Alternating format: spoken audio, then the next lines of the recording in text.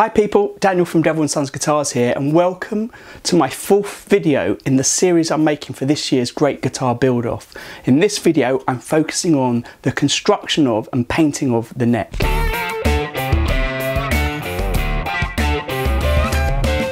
Now, for various reasons, I decided this year to enter the kit build, although I'm actually taking apart the neck that I bought, so I'm taking all the frets out here. I just had other things going on in my life, which some of you might know about, and that just meant I didn't really have time to make a neck from scratch. So I took the frets off, and here I am reshaping the headstock. Now, Dr. Gothic, the person I designed this guitar with, as you'll know from my previous videos, asked for a headstock that was similar to a Flying V. So I made a template for a Gibson 58 Flying V. He wanted his tuning pegs, 3 on each side. And what I really want to do on the fretboard to match the effect that's on the guitar is cut out pieces of mirror shard and put them into the fretboard as fret markers. And I did that using the little router attachment that I've made, which I find is really great for doing close-up detailed work. I'm actually going to make a whole other video about that if you're interested. It's really cheap and is very effective. So just like the other piece of mirror that I put on the guitar, I put it in with super glue, filled the gaps with milliput, and then scraped it up, this time with a scalpel instead of a cabinet scraper to make it nice and smooth. And then I've sanded it down ready to paint. For the actual neck, when I was sanding it, I used a radius block to make sure I kept the right shape for the neck. It's a 12-inch radius. If you don't know what I'm talking about, I won't go into much detail about it now because I've actually got a whole video. This is another shameless self-promotion moment. I've got another video all about fretboard radiuses. It was part of my A to Z of Guitar series that I made in February, where I released a different video every day, crowdsourcing what the topic should be from A through to Z, or Z if you're American. And then at the end, I had a little quiz about different guitar brands, A to Z of guitar brands. Do go and check out that series. I'll leave a link in the comments below and in one of the cards on this video. And then as you can see here, I used the template again to drill the pilot holes for where the tuning pegs had to be. And then I widened them here with a larger drill bit. So let's take a look at the neck before the paint goes on. Here you can see I've scuffed up the surface by sanding it to make sure it's really got something that the paint can key into. I'm going to prime it just like I did on the guitar. If you want to see the guitar body being painted, I devoted a whole video to that, in which I went into a lot more detail than I'm going to in this video on how I did this neck. But you can think of this video as a summary of the painting process that I went through. To prepare it for painting, I had to mask off areas with the masking tape. And then just to make sure paint didn't seep into these where I didn't want it to, I did edge these in white paint with a paintbrush before taking it all over to my spray booth. And that's what I'm going to show you now. So I started with my coats of primer and then sanded this back to make sure it was nice and smooth. This also acts as a filler if there's any wood grain, which there wasn't really much on this neck, but maybe around on the headstock it was more noticeable. It also helps fill any gaps left in the milliput, but the milliput is also quite smooth from where I've scalpeled it back. And then I went on to give it the coats of chrome, 3 coats of chrome. The idea here being this is the main layer of paint that's going to be on the guitar, even though it's not the top layer, because the top layer is then the white that I sprayed on. And the white is going to be chipped away to give it that relic look. I mentioned my A to Z series earlier. In that, I had a whole video about relic guitars. They're something I'm really interested in. As you probably know, I make extreme relic guitars, ones I call end of the road, that look totally broken, but are still playable. Well, lots of people don't like relics and they're incredibly passionate about it and they argue about it online all the time. And that's something I find really interesting. Probably one of the reasons I made those end of the road in the first place. But before I can get to the relicing on this guitar, I first have to peel away the masking tape that I put on. This is one of the most satisfying elements of building a guitar like this. This is one of the most satisfying elements of painting a guitar like this. And then I simply scrape the white off. Now, because the white is a thin layer on top and there's lots of chrome underneath, I'm revealing the chrome quite easily without risking going through to the primer or to the wood below. Although, to be quite honest, if I did accidentally go through, that just adds to the effect and the feel of it. Then putting a decal on.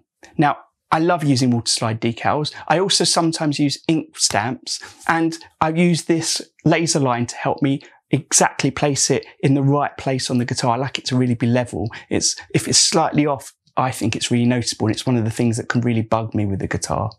Again, if you want to know more about my process for using decals, I have got a dedicated video to this. What I'm trying to do in these Great Guitar Build-Off videos is not go in depth into every element of the build, partly because some of it will be quite repetitive if you're watching loads of the other contestants, which I definitely recommend you go and do.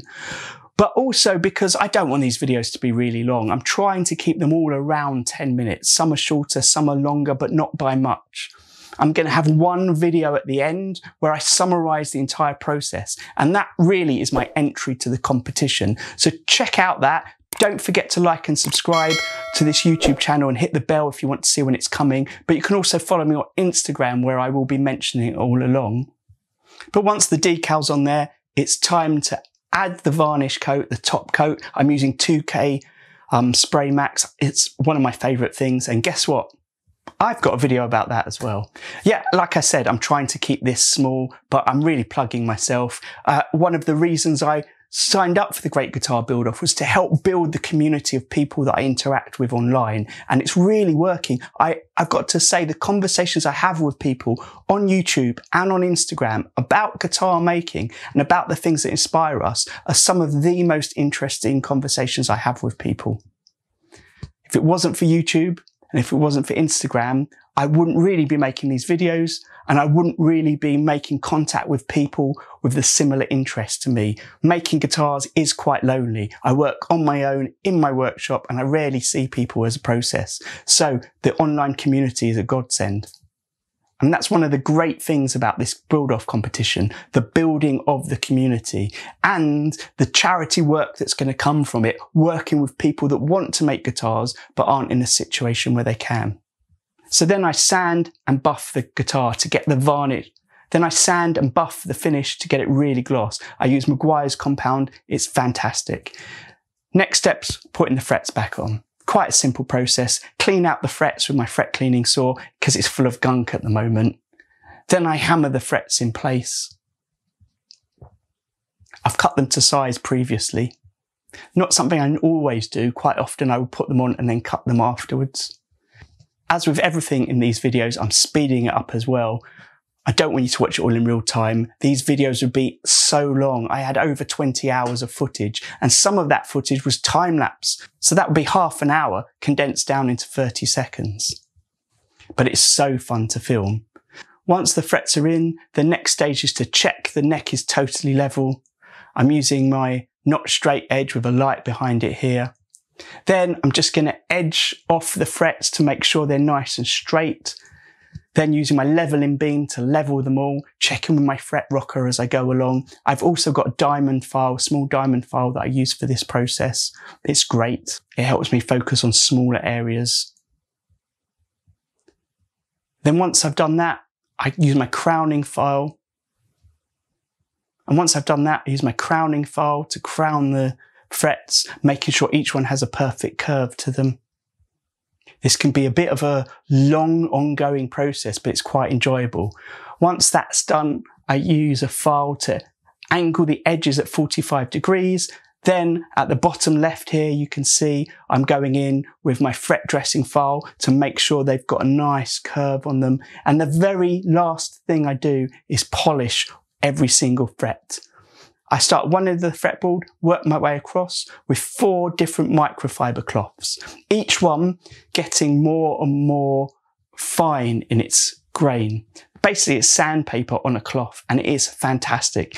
It ends up with such an amazing shine to the frets. And while I'm here on the video about the neck, I'm going to put the tuning pegs on, or the machine heads.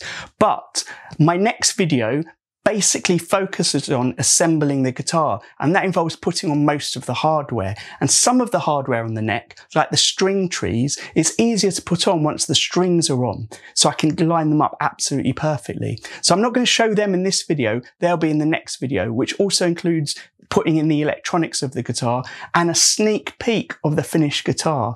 Once my tuning pegs are roughly in, I like to pilot the holes for the screws in the back. And to do that, I use a drill bit like this one down below, which goes in my electronic screwdriver. That way I can really control the speed and it doesn't go too fast. The last thing I do to the neck is I go over it with a final polish. And in this case, I'm using Axe Wax. It's a new British brand. I love the smell of this wax. It's fantastic and it gives a good shine. They actually, since I got this, have released a whole range of different things. I'm not sponsored by them in any way, but I do recommend you check them out. Really good stuff. You want to see the finished neck, you've got to watch the next two videos as I assemble the guitar and then present a final video for people to vote on in the Great Guitar Build-Off competition. So don't forget, follow me on YouTube, follow me on Instagram, and until next time, happy strumming!